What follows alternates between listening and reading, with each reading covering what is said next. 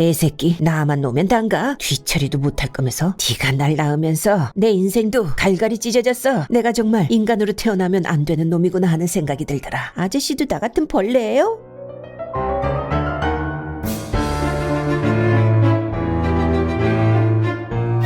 세 장을 열다. 이경수.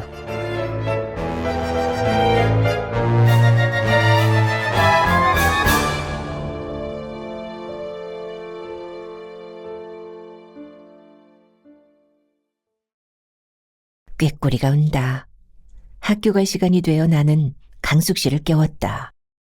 흔들어도 강숙 씨는 깨어나지 않았다.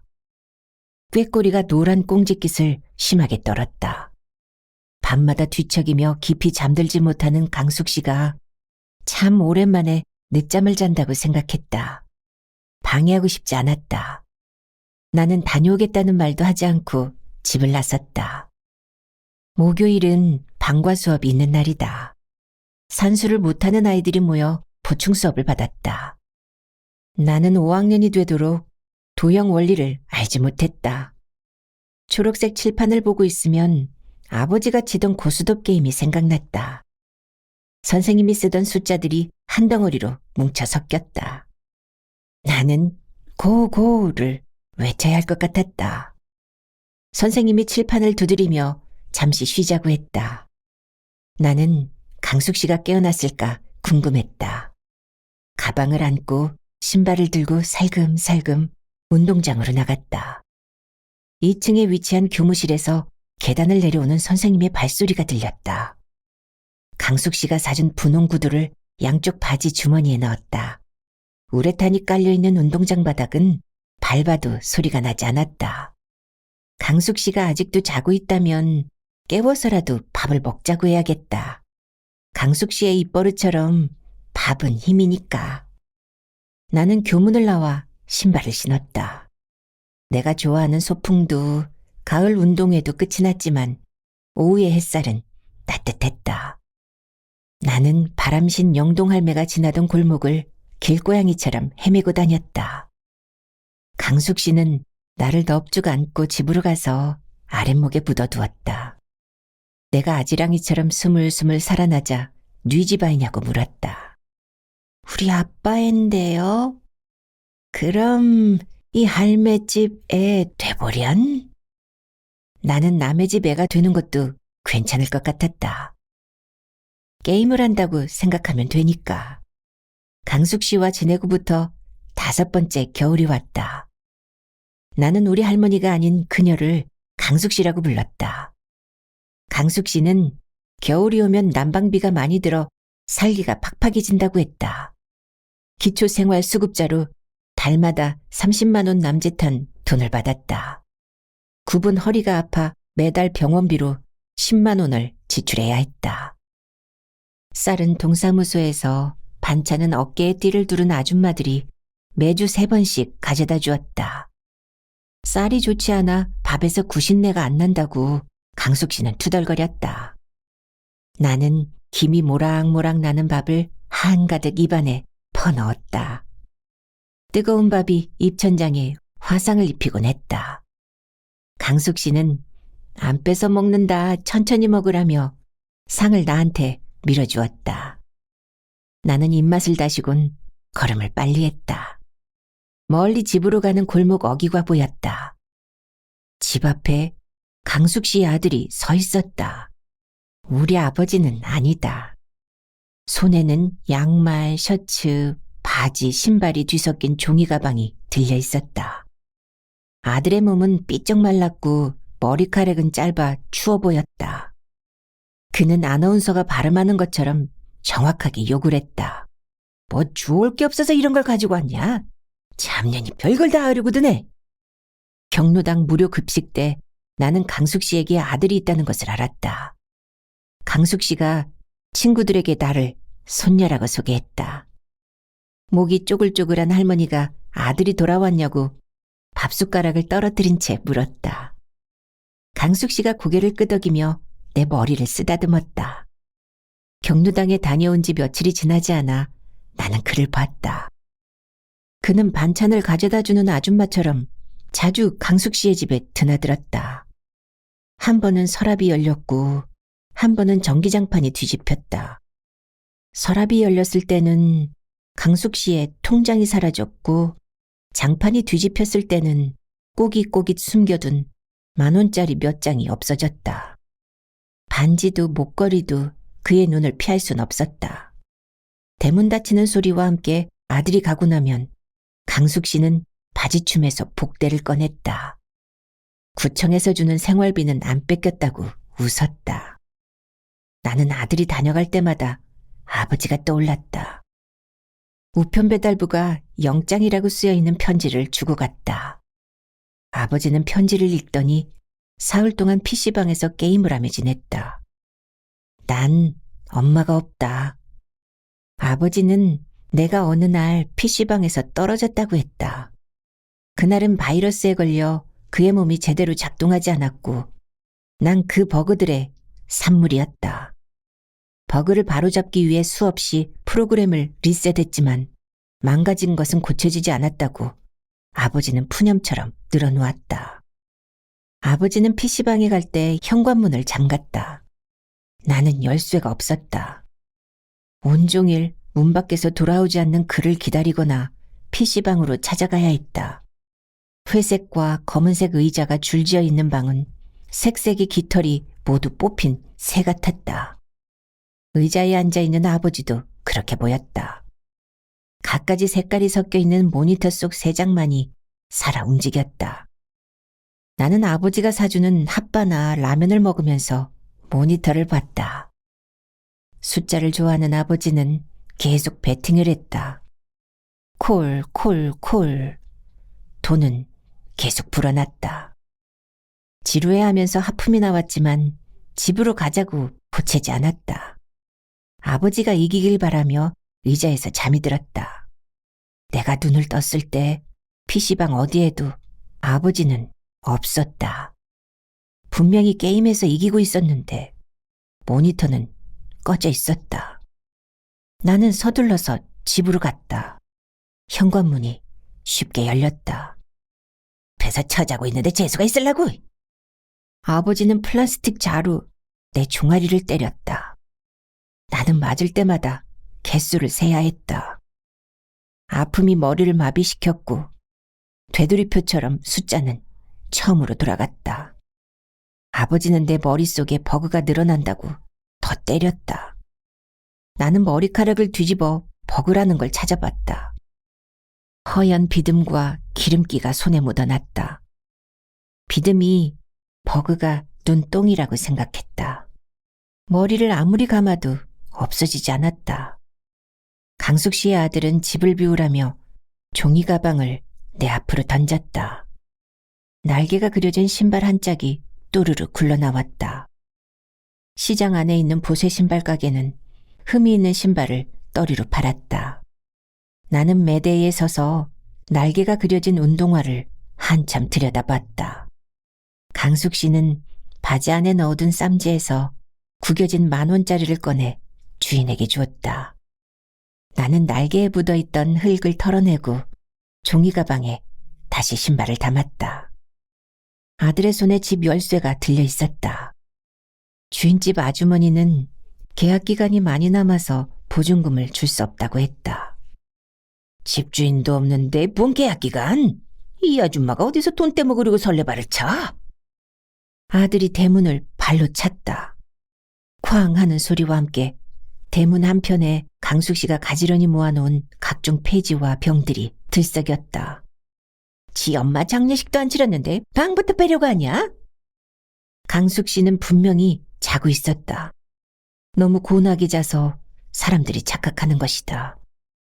내가 부르면 깊은 잠에서 깨어날 게 분명했다. 강숙 씨, 나왔어. 얼른 나와. 시끄러. 누가 죽으래? 연락할 가족이 저런 거 하나라니. 자식이 아니라니까. 집주인 아주머니는 보증금 500이면 거절하고 그런 전세가 어디 있냐고 강숙 씨가 안 돼서 줬다고 했다. 검은 머리 짐승은 거두는 게 아니라며 혀를 찼다. 아들의 머리카락은 노란색이다. 내가 대문 안으로 들어서려 하자 아들이 나가라고 손짓을 했다. 여기가 우리 집인데요. 어디서 이런 질긴 걸 주워서? 재활용도 안 되잖아. 보증금 내일까지 해놓으셔. 주인집 아주머니가 며칠만 기다려달라고 했다. 아들은 쌓아놓은 폐지 박스 더미를 무너뜨리고 가버렸다. 나는 넘어진 폐지 박스를 다시 쌓았다. 묶어놓은 폐지와 알루미늄 캔을 고물상으로 옮기려면 작은 장바구니에 넣어야 했다. 강숙 씨는 초라할 만큼 키가 작아서 한 묶음을 겨우 들었다. 나는 두세 묶음씩 옮기며 달걀 크기의 팔뚝 근육을 뽐냈다. 장바구니가 가득 차면 내가 끌었다. 강숙 씨는 자주 허리가 아파 밤잠을 설쳤다. 고물을 팔면 많게는 몇천 원, 적게는 몇백 원을 받았다. 지폐를 받는 날이면 강숙 씨는 나를 슈퍼마켓에 데리고 갔다. 나는 새우깡이나 감자깡, 양파링 중 하나를 골랐다. 한 번에 다 먹지 않고 하루에 10개 남짓 먹었다. 학교에서 애들이 과자를 먹으면 집에 두고 온 새우깡이 생각나서 방과 후 걸음이 빨라졌다. 나는 강숙 씨의 장바구니에 아들이 준 종이 가방을 실었다. 주인집 아주머니가 빨리 가라며 내 등을 떠밀었다. 연두색 나무 문에는 아들의 발자국이 커다랗게 나 있었다. 영동할매가 떠난 골목에는 떨어진 낙엽들이 바람에 실려다녔다. 대로변과 접해 있는 골목에는 늘 지린내가 났다. 가끔은 술 취한 사람이 뱉어놓은 음식물을 보기도 했다. 낮에는 사람이 살자는 재개발 지역처럼 조용했다. 밤이 되면 인근의 유흥가에서 들려오는 노랫소리에 굴묵은 잠을 자지 못했다. 두 집이 지쳐서 이사를 가고 새 집은 외국인 노동자들이 새를 들어왔다. 아버지의 집은 골목 끝자락에 있었다. 비치지 않는 유리가 덧대어진 알루미늄 문이 대문이자 현관문이었다. 여전히 문 밖에 자물쇠가 채워져 있었다. 나는 자물쇠를 당겨보았다. 열릴 리가 없었다. 아버지는 어딘가의 PC방을 전전하고 있을 것이다. 나는 운동화 끈을 풀어서 자물쇠에 강숙 씨의 장바구니를 묶었다. 매듭이 잘 묶어지지 않았다. 한 번, 두 번, 나비날개 모양으로 겨우 완성했다. 자물쇠에 날개가 생겼다. 날개가 바닥이며 날아올랐으면 좋겠다. 그럼 문이 열릴 텐데. 위너 PC방에 갔다. 아버지는 게임을 할 때 흡연석에 앉았다. 미성년자를 데리고 오면 안 된다고 주인이 말했다. 담배 연기 몇 모금으로 인간은 죽지 않는다고, 빨리 죽이려면 칼이나 총이 필요하다고 웃었다. 나는 게임이 끝날 때마다 옆자리에서 졸았다. 담배 연기로 숨이 막히는 일은 없었기에 아버지의 말이 맞는다고 생각했다. 아버지는 게임에서 이기면 도시락을 사주었다. 도시락을 팔던 편의점도 이전했다는 안내문만 남겨놓고 비어 있었다. 청소차가 낙엽을 쓸고 지나갔다. 말끔해진 길처럼 아버지의 모습은 보이지 않았다. 책가방에서 연필을 꺼냈다. 이전 안내문 밑에 아버지 찾음이라고 썼다가 아버지라는 낱말을 급하게 지웠다. 사람들이 있는 곳에서는 아버지라고 부르지 못하게 했다. 편의점 아르바이트는 나와 아버지를 오누이로 오해했다. 나는 삼촌이라고 불렀다. 젊은 남자가 여자아이를 데리고 산다고 식당 아줌마가 수군거렸다. 아버지는 삼촌 대신 큰오빠라고 부르게 했다. 나는 큰 자에 힘을 주어 불렀다. 안내문에 큰 자를 굵게 적고 오빠는 삐쩍 말라 볼품없게 적었다. 유흥가 간판에 불이 들어왔다. 아버지의 방에는 불이 꺼져 있다. 내가 묶어놓은 날개 모양 매듭도 그대로였다. 어둑해질수록 차가운 기운이 몸에 서렸다. 손도 차고 볼도 시렸다. 점퍼를 추슬러 보았다. 강숙 씨가 켜놓은 전기장판이 생각났다. 강숙 씨는 나를 아구 우리 강아지 하고 불렀다. 나는 그녀가 부르는 소리가 좋았다. 아버지처럼 낑낑거리며 그녀의 품을 파고들었고 쓰다듬는 손길에 몸이 나른해졌다. 나는 매듭을 천천히 풀었다. 강숙 씨는 보일러를 돌리면 가스비가 많이 나온다고 온종일 전기장판에 불을 켜놓았다. 하얀 입김이 방 안에서도 나왔다. 아들은 그녀의 약값도 내 급식비도 가져갔다. 학교에서 배운 신호등 색깔이 생각났다. 노란색은 조심하라는 신호였다. 강숙 씨에게 노란머리의 아들을 피하라고 말하지 않은 것이 후회되었다. 나도 꾀꼬리도 종일 굶고 있다. 장바구니를 끌고 강숙 씨의 집으로 갔다. 대문은 굳게 닫혀 있었다. 강숙 씨는 폐지를 정리하기 위해 문을 열어놓곤 했다. 주인집 아주머니는 도둑이 든다고 닫으라며 잔소리를 늘어놓았다. 새벽잠이 없는 강숙 씨는 해가 떠오르기 전에 일어났다. 부스럭거리는 소리에 나도 잠에서 깼다. 그녀가 밖에 나갈 채비를 하면 나는 두꺼운 양말을 건넸다. 강숙 씨의 발바닥은 굳은 살이 두텁게 앉아 있었다. 나도 같이 갈까? 애는 많이 자야 키가 큰다. 강숙 씨는 이불을 고쳐 덮어주었다. 나는 이마까지 이불을 뒤집어 쓰고 돈유되는 빈병을 많이 주워오길 바랐다. 해걸음이 되면 강숙 씨를 데리러 구물상으로 갔다. 사장님이 나에게 요구르트를 줬다. 돌아오는 길에 그녀에게 요구르트를 건넸다. 손사래를 치는 그녀의 입에 빨대를 물리고 나는 빠는 신용을 했다. 한 모금을 넘기고 그녀가 내게 돌려줬다. 한꺼번에 마시지 않고 조금씩 나누어 마셨다. 달콤함이 입에 남아 기분이 좋았다. 폐지를 정리하고 달콤함을 나누던 강숙 씨는 이제 없다. 문 앞에 놓인 재활용 그물에는 빈병과 캔이 들어있었다. 나는 장바구니에 그것들을 넣었다. 강숙 씨가 살았던 새방의 불은 꺼져 있다. 나는 대문을 두드렸다. 주인집 아주머니가 2층에서 얼굴만 빠금히 내밀고 내려다보았다. 너거 강숙 씨 없다. 그만 가라. 교과서를 두고 왔어요. 학교에 안 가져가면 선생님한테 혼나요. 할매 아들이 물건들을 다 드러내던데 니께 남았나 모르겠다. 옷은 줬는데 책을 주지 않았어요. 문 열어주세요. 주인집 아주머니가 슬리퍼를 끌고 2층에서 내려왔다. 계단 밑에 있던 방문이 열렸다. 낡은 옷장이 있는 한 칸 방은 어두웠다. 불을 켜자 서랍은 열려 있었고 전기장판은 반이 접힌 채로 강숙 씨가 준 안전뱅이상은 뒤집혀 있었다. 새장도 구석에 널브러져 있고 꾀꼬리는 보이지 않았다. 학교에 가려고 책가방을 챙길 때 꾀꼬리는 횃대에 앉아 꽁지깃을 다듬고 있었다. 뭐야, 완전히 쓰레기장이잖아.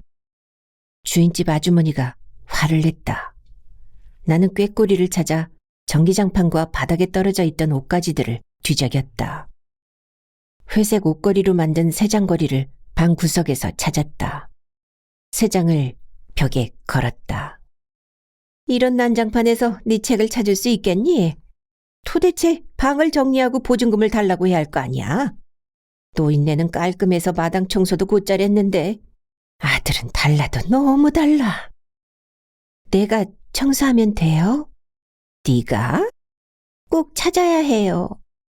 그래, 버릴 건 버리고 청소비는 보증금에서 제해야겠어. 주인집 아주머니가 슬리퍼를 끌고 2층으로 올라갔다. 방바닥이 차가워서 몸이 으슬으슬했다. 전기장판을 펴고 온도를 높였다. 강숙 씨와 있을 때처럼 따뜻해지지 않았다. 벽에는 강숙 씨가 입던 외투가 걸려 있었다. 나는 외투를 덧입었다. 기세는 동백기름 냄새가 났다. 더 좋은 화장품이 있는데 왜 이걸 쓰냐고 물은 적이 있었다. 강숙 씨는 그냥 웃었다. 나는 아버지가 바르던 젤을 집에서 가져왔다. 머리카락에 젤을 바르며 쓰는 방법을 강숙 씨에게 보여주었다. 조금 지나자 머리카락이 고슴도치 털처럼 빳빳해졌다. 강숙 씨가 만져보더니 손이 따갑다고 했다. 송곳같이 날카로워서 다른 사람을 상처 입힐 수도 있겠다며 바르지 않았다. 강숙 씨의 화장품 상자에 젤은 덩그러니 놓여 있었다. 나는 아버지에게 돌려주지 않았다. 세 장 안에 물과 오일을 넣었다. 나는 배가 고파서 부엌 찬장을 뒤졌다. 강숙 씨와 먹던 쌀이 남았고 냉장고에는 어깨끈을 두른 아주머니가 주고 간 김치가 쉬어 있었다. 나는 생쌀을 입안에 넣고 씹었다. 요구르트처럼 달짝지근한 맛이 났다. 쌀만 씹으니까 목이 메었다. 신김치를 찢어 우걱우걱 먹었다. 앞니에 김치가 걸려 빼려고 했지만 빠지지 않았다. 꾀꼬리는 아직 집으로 돌아오지 않았다. 왜 새를 키우느냐고 강숙 씨에게 물은 적이 있었다. 지난해 여름 더위가 기승을 부릴 때 집주인 아주머니가 옆 동네에 이사를 간 집이 있다고 했다. 책무더기와 알루미늄 행거, 철제 서랍을 장바구니에 넣었다. 매미가 맹렬히 울어댔다. 버려진 이불더미 사이를 헤집자 새장이 나타났고 속에는 노란 꾀꼬리 한 마리가 들어있었다. 움직이지 않는 새의 입에 몇 방울의 물을 흘려넣었더니 감고 있던 눈을 떴고 새는 강숙 씨의 식구가 되었다. 종일 울어대는 꾀꼬리가 시끄러워 천으로 새장을 덮어놓은 일이 있었다. 강숙 씨는 말 못하는 짐승을 괴롭히면 안 된다고 나무라며 깃털에 동백기름을 발라줬다. 꾀꼬리는 꽁지깃을 흔들며 지족이었다. 방 안에 개나리꽃이 핀 것 같았다. 나도 꾀꼬리를 쓰다듬어 주었다. 나는 방 안을 샅샅이 뒤지기 시작했다. 방 안에 구겨져 있는 강숙 씨의 옷을 정리해도 널브러진 젤과 화장품 상자를 정리해도 학교에 가져갈 책을 책가방에 넣어도 꾀꼬리는 돌아오지 않았다. 꾀꼬리도 강숙 씨처럼 가버렸으면 어쩌나 싶어 불안했다. 강숙 씨에게 온 뒤로 한 번도 방을 나간 적이 없는 새가 없어졌다. 두 사람이 발을 뻗고 누우면 꽉 차는 방 안을 아무리 뒤져도 찾을 수가 없다. 낮에 다녀간 아들이 꾀꼬리를 손에 쥐고 흔드는 모습이 그려졌다. 두 발을 버둥대다가 힘이 빠져 늘어진 꾀꼬리. 개나리를 닮은 깃털이 뽑혀 맨살이 드러난 몸. 바닥에 내동댕이 쳐져 힘없이 늘어진 모습. 아들. 틀림없이 아들이 한 짓이다. 꾀꼬리를 구해야 한다. 아들은 연락하고 집으로 온 적이 없었다. 불쑥 찾아와 손을 내밀고 10,000원짜리 몇 장을 쥐면 자리를 박차고 나갔다. 살집이 없어 바지가 헐렁했고 수염을 깎지 않아 지저분해 보였다. 밥을 먹고 다니냐는 강숙 씨의 말에 욕짓거리를 뱉었다. 아들이 다녀가면 강숙 씨는 배가 부르다며 저녁을 걸렀다. 나는 2층 집 현관문을 두드렸다. 머리에 커다란 헤어롤을 감은 주인집 아주머니가 문을 열어주었다. 아주머니가 움직일 때마다 헤어롤이 덜렁거렸다. 새초롬이 열린 현관문 사이로 말이 오갔다. 다 했지? 열쇠는 어디 있니? 노란머리 아저씨 전화번호 알아요? 아주머니는 고개를 갸우뚱거렸다. 아들의 노란머리는 살이 빗자루같이 빳빳했고 그것은 차두에 그려진 중앙선과 같은 색이었다. 그런 사람 모르는데 누굴 찾니? 아까 낮에 대문에 서 있던 아저씨요. 아, 강숙 씨의 망나니 아들? 나는 망나니란 뜻이 사람을 욕하는 데 쓰이는 말이라는 걸 강숙 씨의 아들을 통해 알았다. 지엄이가 저 하나 보고 살았는데 어디서 아비 모르는 애를 배워와서 그것도 생명이라고 나왔다고 하더니만 그거 키우느라고 손가락질 많이 받았건만은 어찌 지엄이의 정성은 모르고 원망만 하니 진작 남 주고 결혼하라는 말을 듣지. 참 안 됐어. 나는 아버지가 PC방에서 만들었다. 아들은 어떻게 만들어줬을까? 강숙 씨에게 물어볼 걸. 나는 골목에서 주었고 꾀꼬리는 쓰레기더미에서 주었다. 누군가에게 선택받는 것은 감사할 일이다. 길거리에 떠다니는 비닐 같은 취급을 받지 않아도 된다. 연락처는 없고 내일 보증금 받으러 온다고 했으니까 그때 다시 와보든지. 강숙 씨 집에서 아저씨 기다리면 안 돼요? 제가 청소 깨끗하게 해놓을게요. 아주머니의 헤어롤이 좌우로 흔들렸다. 강숙 씨의 말투가 떠올랐다. 나는 허리를 구부리고 손을 뒤로 깍지를 꼈다. 애기, 사람이 손 안에 인정이 있어야지 복이 글러 들어오지. 그렇게 야박하면 못 써. 아주머니의 헤어롤이 크게 출렁였다. 그녀는 문을 닫고 안으로 들어가 버렸다. 강숙 씨가 아직도 내 곁에 있는 것 같아 웃음이 났다. 가볍게 걸음을 내디디며 계단을 내려왔다. 강숙 씨가 보던 드라마를 할 시간이다. 형사가 나오는 이야기도 있고 검사나 변호사가 나오는 이야기도, 의사가 나오는 이야기도, 가족들이 나오는 이야기도 좋아하지 않았다. 강숙 씨는 젊은 남녀가 풋풋한 사랑을 이어가는 이야기를 웃음을 머금고 보았다.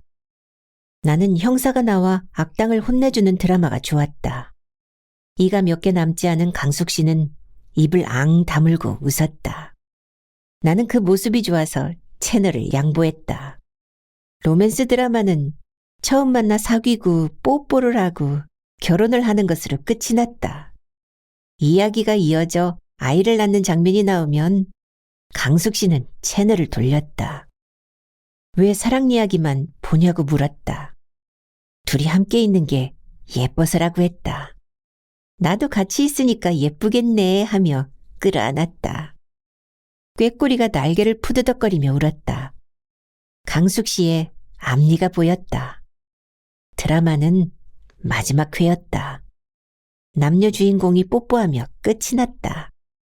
강숙 씨가 좋아하던 결혼식 장면이 없어서 아쉬웠다. 자정이 다 되었다. 아들을 만나려면 더 기다려야 한다. 나는 이불을 머리끝까지 덮었다. 전기장판이 켜져 있었지만 강숙 씨와 꾀꼬리가 있을 때처럼 따뜻하지 않았다. 잠결에 문을 두드리는 소리가 들렸다. 강숙 씨가 새벽 일을 갔다가 돌아온 모양이었다. 나는 얼른 문을 열었다. 강숙 씨, 오늘은 많이 좋았나? 검은 바지를 입은 남자가 서 있었다. 남자의 다리는 강숙 씨 키보다 길었다. 나는 얼굴을 확인했다. 노란 머리, 아들이었다. 왜 기어 들어왔어? 나는 손잡이를 움켜쥐었다. 반쯤 보이던 아들의 얼굴이 전부 보였다. 문틀을 지지대 삼아 두 손으로 손잡이를 당겼다. 아들 얼굴의 반이 사라졌다. 뭐 이런 게 다 있어? 주인 없는 집에 왜 들어와?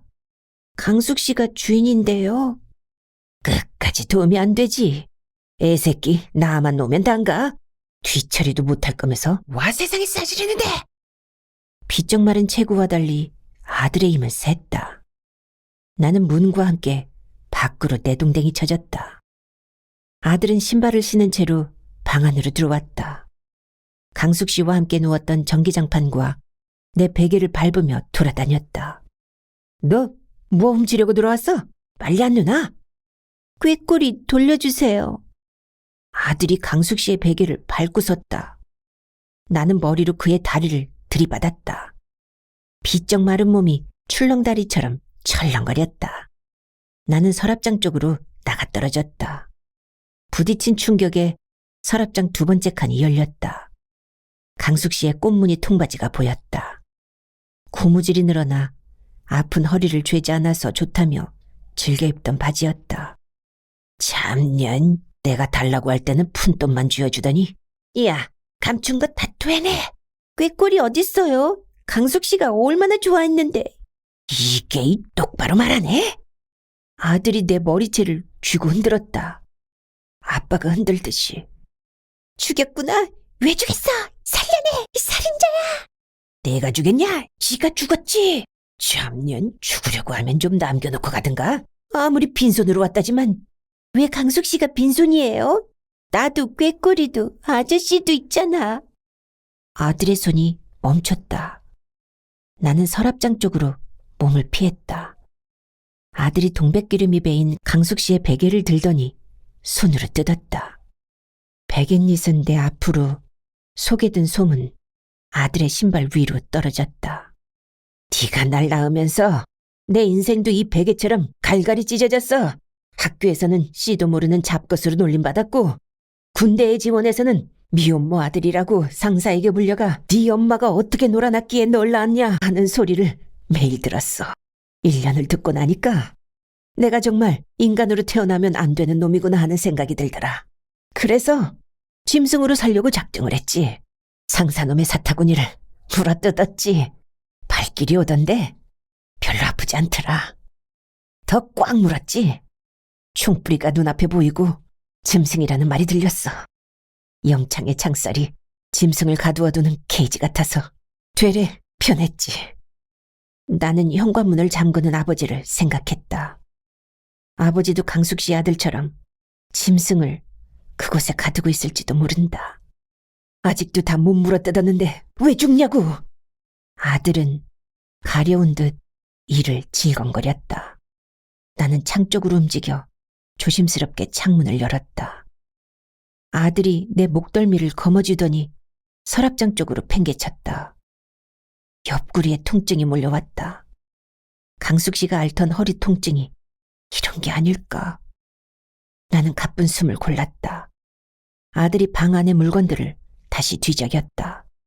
겨우 세워둔 책장은 완전히 뒤집혔고, 강숙 씨가 덮던 이불도 부엌에 처박혔고, 전기장판 위로 아들의 운동화 자국이 선명하게 찍혔다. 아들이 서랍장을 노려봤다. 나는 앞을 막았었다. 강숙 씨가 좋아하던 꽃무늬 바지만은 지키고 싶었다. 아들이 내 머리카락을 쥐려 했다. 풀어 헤쳐진 몇 가닥만이 잡혔다. 몸을 돌려 소나교를 쉽게 빠져나왔다. 나는 팔을 펼 수 있는 만큼 펴서 서랍장을 끌어안았다. 즐기다 즐겨.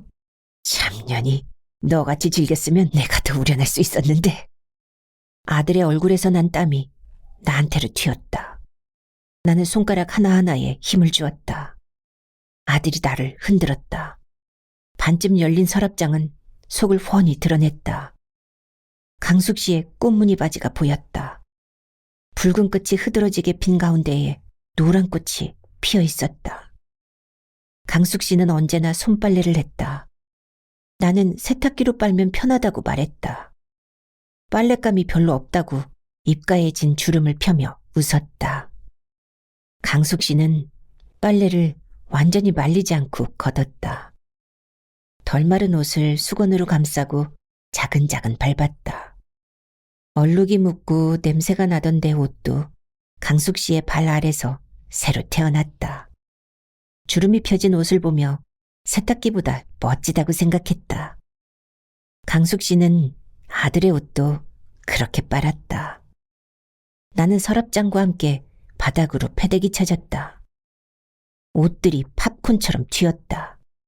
강숙 씨의 꽃무늬 바지가 창 옆에 떨어졌다. 아들이 창 쪽으로 다가가서 옷을 밟으려 했다. 나는 개구리같이 도움닫기를 하며 뛰었다. 선생님이 봤다면 자세가 좋다고 칭찬을 받았을 것이다. 나는 강숙 씨의 바지를 움켜쥐었다. 무언가 노란 것이 푸드덕 날아올랐다. 꾀꼬리였다. 내가 걸어둔 새장 위에 앉았다. 강숙 씨의 베갯잎처럼 꽁지깃과 다리가 뜯겨나갔을까봐 두려웠다. 아침에 본 모습 그대로였다. 위험을 아는지 모르는지 부리로 깃을 골랐다. 아들이 꾀꼬리를 봤다. 참년이 별걸 다 모아서 있네. 입히고 먹일 돈이 남아도나 보지? 10,000원짜리 몇 장 달랑 주더니 나한테 보이려고 궁상스런 짓을 했구나. 꾀꼬리가 지저귀기 시작했다. 강숙 씨가 좋아하던 소리로. 저놈의 새가 비웃고 있어. 꾀꼬리야, 날아가. 아들이 나보다 빨랐다. 동백기름으로 윤기가 흐르던 꽁지깃이 그의 손에 몇 가닥 들려져 있었다. 꾀꼬리가 방안을 맴돌았다. 아들도 돌기 시작했다. 벽으로 막힌 방 안에서 꾀꼬리는 도망갈 곳을 찾지 못해 날개만 퍼덕거렸다. 나는 강숙 씨의 바지를 아들을 향해 던졌다. 아들이 나를 노려봤다. 다시 한번 멀리뛰기를 했다. 나와 부딪힌 아들은 바닥에 주저앉았다. 나는 아들의 목덜미를 낚아챘다. 아버지가 나를 잡는 방법으로. 아버지가 목을 조를 때마다 나는 발버둥을 쳤다. 내가 숨을 몰아쉬면 아버지는 혼잣말을 했다. 왜 한 번 생긴 버그는 없어지지 않을까? 바이러스 프로그램을 돌렸는데 치료가 안 돼. 버그가 내 인생을 갉아먹으면서 점점 커져. 죽이려고 할 때마다 도망가. 어떻게 벗어나지? 여길 빠져나가야 하는데. 아들이 컥컥거리고 있었다. 나는 손을 풀지 않았다. 강숙 씨의 장례식이 끝나지 않았으니까. 아들의 얼굴이 벌겋게 달아올랐다. 아저씨도 나 같은 벌레예요? 내가 아저씨를 죽이면 강숙 씨와 아버지를 괴롭히던 벌레가 다 죽을까요? 강숙 씨가 꾀꼬리를 기른 건 새의 모이가 벌레기 때문일 거예요. 꾀꼬리가 아저씨를 먹어야 해요. 나는 아들의 몸에 걸터 앉았다. 꾀꼬리를 부르자 깨깨하고 울었다. 강숙 씨에게 불러주던 맑은 노랫소리가 변했다. 꾀꼬리가 내 어깨 위에 올라탔다. 파닥이던 깃에 뺨을 맞았다. 크게 부풀던 덮깃이 펴지지 않고 멈췄다. 강변에 빈병을 주우면서 본 에드벌룬이 생각났다. 날아가지 못하게 줄에 묶여 있었다. 바람이 불 때마다 휘청거렸다. 강숙 씨의 걸음걸이처럼. 나는 꾀꼬리에 발을 부었다. 어디에도 줄은 없었다. 꾀꼬리가 아들의 머리 위로 옮겨갔다. 아들의 숨이 가빠졌다. 아주 큰 벌레야. 내가 잡았어. 강숙 씨가 너 주려고 남기고 간 거야. 맛있게 먹어. 꾀꼬리가 부리로 아들의 이마를 쪼기 시작했다. 아들은 미간이 구겨지며 몸을 버둥댔다. 나는 꾀꼬리에게로 특별식으로 주던 송충이가 떠올랐다. 좀 더 쪼아대면 녹색 피를 흘리며 죽어갈 것이다. 벌레가 너무 컸다. 꿈틀꿈틀 몸을 뒤척이더니 아들이 나와 꾀꼬리를 떨쳐냈다. 강숙 씨의 꽃무늬 바지 위로 벌러덩 자빠졌다. 아프지는 않았다. 아들이 꾀꼬리를 낚아채려 했다. 나는 창 쪽으로 꾀꼬리를 불렀다. 새가 벌레에게 잡혀서는 안 된다. 창은 반쯤 열려 있었다. 꾀꼬리가 창턱을 넘었다. 강숙 씨의 동백기름 냄새가 났다. 향긋했다. 해가 떴고 하늘은 구름 한 점 없이 맑았다. 하늘을 향해 날갯짓하는 꾀꼬리가 보였다. 몇 가닥 남지 않은 꽁지깃이 햇살을 받아 반짝였다. 찌르릉거리는 소리가 났다. 날갯짓할 때마다 더 크게 들렸다. 꽁지깃으로 바람이 스치면서 소리가 커지는 듯했다. 파란 하늘을 뚫고 계속 나아간다. 새장을 벗어난 꾀꼬리는 마음껏 날 것이다. 나의 날개는 얼마나 자란 것일까. 깃털이 성기고 엉성해서 제대로 바람을 타지 못한다. 나는 기다릴 것이다. 내 몸을 띄울 수 있는 굵고 튼튼한 깃이 다 자라기를. 나는 아직도 새장 속에 머물고 있다.